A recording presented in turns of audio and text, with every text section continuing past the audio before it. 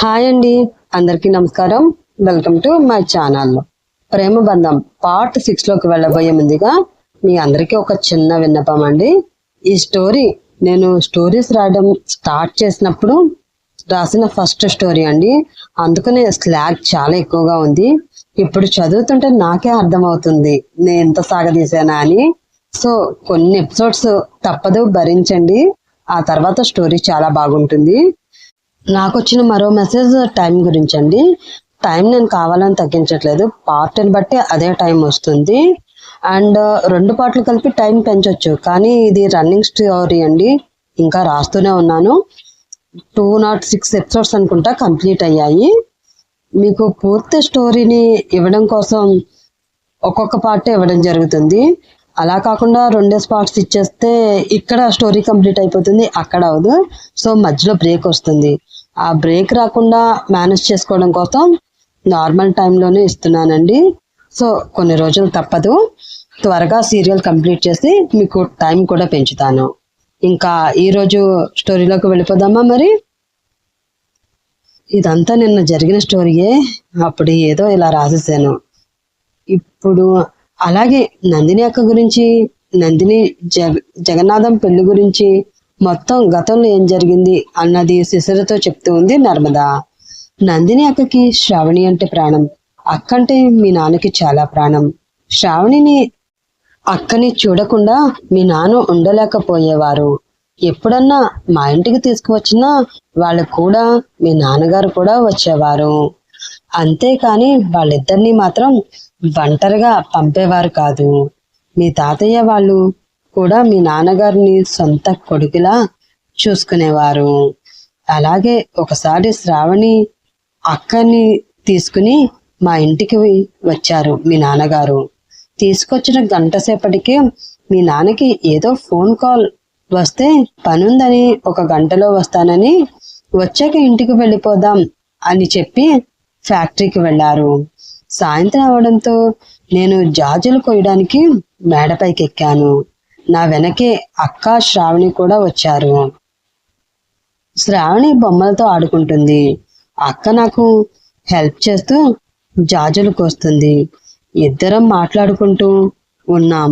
ఈలోగా పిట్ట కూడా అల్పంగా ఉండడం వల్ల అక్క కాలు జారి కింద పడిపోయింది. నేను వెంటనే రియాక్ట్ అయ్యి అక్క చెయ్యి పట్టుకున్నాను, కానీ నా బలం సరిపోలేదు. ఈలోగా శ్రావణి కూడా అక్కడికి వచ్చి అమ్మా అమ్మా అంటూ ఏడుస్తూ నందిని అక్క చెయ్యి పట్టుకోవడానికి ట్రై చేసింది. అది చూసిన నందిని అక్క శ్రావణి కూడా ఎక్కడ పడిపోతుందేమో అన్న భయంతో నందిని శ్రావణి నా చేతిలో పెట్టి తను నా చేతిని వదిలేసింది. ఇప్పటికీ ఆ సంఘటన నా కళ్ళ ముందు కదులుతుంది అని కన్నీళ్లు పెట్టుకుంది నర్మద. మేము ఎవరం కూడా అక్క లేదు అన్న నిజాన్ని జీర్ణించుకోలేకపోయాము. శ్రావణి అమ్మ కావాలని ఏడుస్తుంటే మా గుండెల్లో చాలా బాధగా ఉండేది. మీ నాన్నగారు కూడా నందిని అక్క మీద దిగులు పెట్టుకుని ఫ్యాక్టరీకి కూడా వెళ్ళేవారు కాదు. ఎప్పుడు చూసినా తన గదిలో కూర్చుని ఉండేవారు. ఎప్పుడన్నా శ్రావణిని దగ్గరికి తీసుకునేవారు. అల్లుడి పరిస్థితి చూసి మా అమ్మ నాన్న కూడా దిగులు పెట్టుకున్నారు. శ్రావణిని నేనే చూసుకునేదాన్ని. అలా అది నాకు బాగా అలవాటైపోయింది. నన్ను వదిలి అస్సలు ఉండేది కాదు. నేను అంతే, శ్రావణిని వదిలి ఎక్కడికి వెళ్ళేదాన్ని కాదు. అలా 1 సంవత్సరం గడిచింది. మీ నాన్న పట్టించుకోకపోవడంతో బిజినెస్ లో చాలా లాస్ వచ్చింది. ఏం చెయ్యాలో తెలియని పరిస్థితి. ఎవరి కోసం కాలం ఆగదు అన్నట్లు నాకు పెళ్లి సంబంధాలు రావడం మొదలయ్యాయి. కానీ శ్రావణిని వదిలి పెళ్లి చేసుకుని వెళ్ళిపోవాలి అంటే నాకు మనసు ఒప్పుకోలేదు.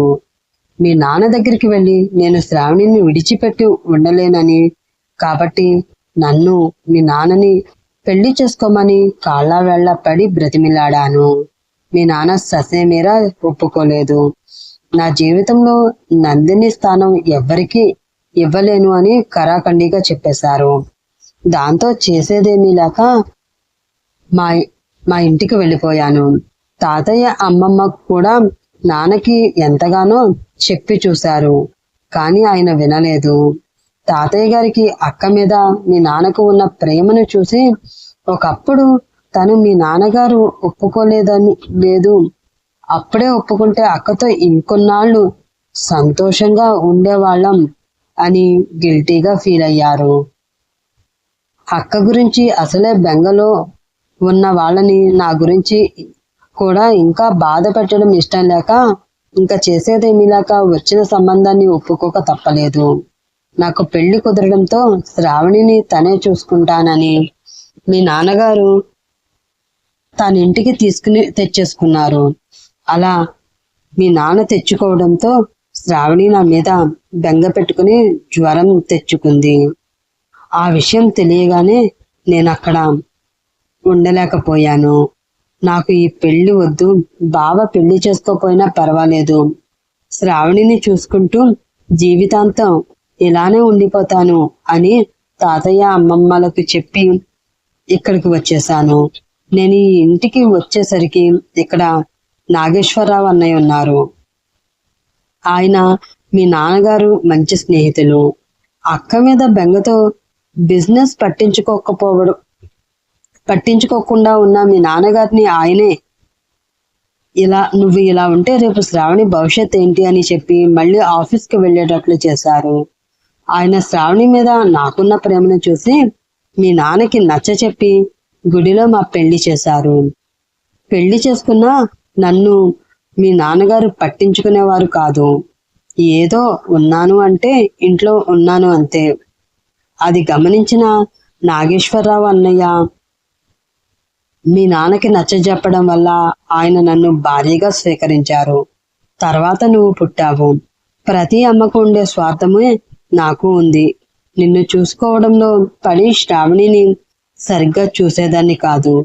శ్రావణి పెరుగుతూ ఉంటే దానిలో నందిని అక్క పోలికలు బాగా కనిపించడంతో మీ నాన్నగారికి గిల్టీ ఫీలింగ్స్ ఎక్కువయ్యి దానిని కొంచెం దూరంగా ఉండేవారు. దూరం పెట్టిన మీ నాన్నకి శ్రావణి అంటే ప్రాణం. నేను ఎంత దగ్గరగా ఉన్నా నందిని అక్కని ఆయన ఎప్పుడూ మర్చిపోలేరు. నువ్వు పుట్టిన తర్వాత దాన్ని దూరం పెట్టిన మాట నిజమే, కానీ నాకు అదంటే అప్పటికీ ఇప్పటికీ ఎప్పటికీ దాని మీద ఉన్న ప్రేమ తగ్గలేదు అని చెప్తున్న నర్మదా మాటలకి అడ్డుగా వచ్చిన శిశిర, సరిపోయింది మమ్మీ, ఆయనకి తోడు నువ్వు తయారయ్యావు. అలాగే మీకు నచ్చినట్లయితే దానికే ఆస్తి మొత్తం రాసిపెట్టి నన్ను ఒట్టి చేతులతో పంపించండి అని కోపంగా అంటుంది. అలా ఎందుకు చేస్తాను? ఏదైనా నీకు శ్రావణికి సమానంగా ఇమ్మని మీ డాడీకి చెప్తాను అని అంది నర్మదా. సమానంగా ఇవ్వడం కాదు, ఆ శ్రావణికి వచ్చిన ఆ సంబంధం నాకు కావాలి. నువ్వు ఏం చేస్తావో నాకు తెలియదు మమ్మీ. అంత పెద్ద కుటుంబానికి నేనే కోడలుగా ఎలా అయినా వెళ్ళాలి అని చెప్పేసి తన గదిలోకి వెళ్ళిపోయింది శిశిర. కూతురు అలా చెప్పడంతో షాక్ అయ్యి ఒక్కసారిగా సోఫాలో కుప్పకూలిపోయింది నర్మదా. నెక్స్ట్ డే మార్నింగ్ కాలేజీకి వచ్చి శ్రావణికి క్యాంపస్ లో అడ్డుపడ్డాడు ఆనంద్. ఏంటానంద్, ఏం కావాలి అని అడుగుతుంది శ్రావణి. ఏదో కావాల్సి వస్తే మీ దారికి నేనెందుకు అడ్డుగా వస్తాను, నువ్వే కావాలి అని డబల్ మీనింగ్ లో అంటాడు ఆనంద్.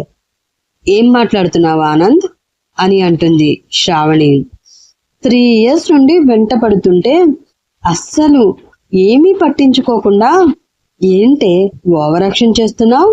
అయినా నాలో లేనిదేంటి, ఆ విషయాల్లో ఉన్నదేంటి, కొంచెం మాకు కూడా చెప్తావా అని అంటాడు ఆనంద్.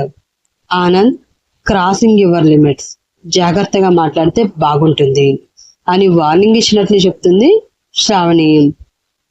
అబచ్చా, మాకు తెలియదు మరి అని అంటూ శ్రావణి భుజం మీద చెయ్యి వేస్తాడు ఆనంద్. ఆనంద్ ఆ చర్యతో బిగుసుకుపోయిన శ్రావణి, ఆనంద్ చేతి అని గట్టిగా అరుస్తుంది. తీస్తాను బేబీ, ఒక్క ఇంగ్లీష్ కిస్ పెడితే అప్పుడు తీస్తాను అని శ్రావణిని ముద్దు పెట్టుకోవడానికి ముందుకు వస్తున్నాడు ఆనంద్.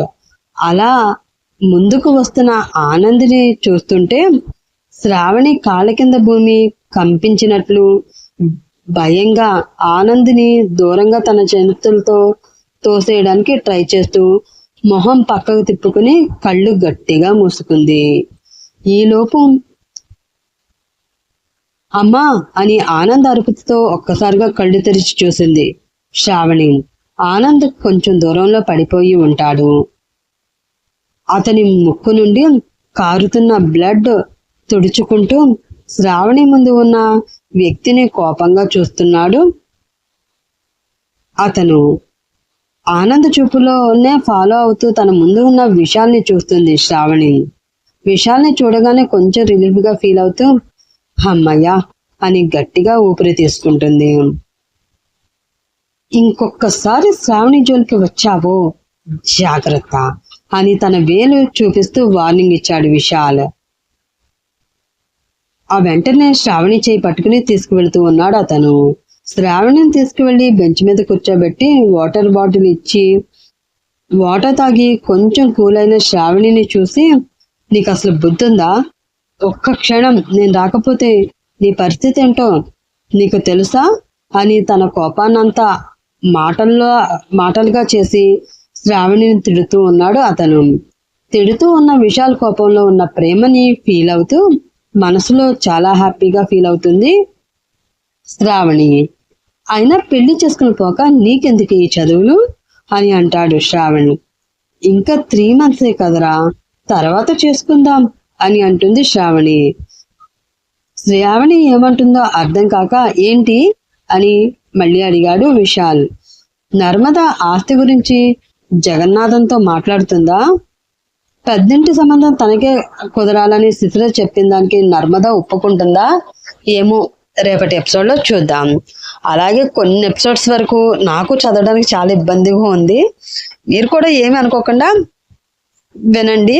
తర్వాత నెక్స్ట్ ఎపిసోడ్లో స్క్రిప్ట్ కొంచెం ఎడిట్ చేసుకుని మీకు చెప్తాను. అప్పుడు కొంచెం ఫ్రీగా ఉంటుంది ఫ్రెండ్స్. ఇంకా ఉంటాను. బాయ్.